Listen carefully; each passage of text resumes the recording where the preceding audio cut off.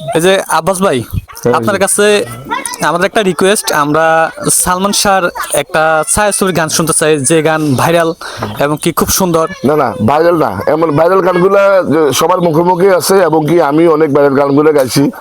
আজকে সালমান শাহর একটা আনকমন গান গামু, এবং কি এই গানের মাধ্যমে দর্শকের কাছে রিকোয়েস্ট থাকবে, দর্শকরা বলতে হবে যে গানটি কোন ছবি থেকে নেওয়া সালমান জি শাহ। জি জি। ওরে নাওয়া খাওয়া ছেড়ে দিয়ে দিবানিস না ঘুমিয়ে, প্রেমের তরে কাঙাল হয়ে কারো কথা ভাবতে হয়, ভালোবাসা তারে লোকে কয়। ওরে নাওয়া খাওয়া ছেড়ে দিয়ে দিবানিস না ঘুমিয়ে, প্রেমের তরে কাঙাল হয়ে কারো কথা ভাবতে হয়, ভালোবাসা তারে লোকে কয়।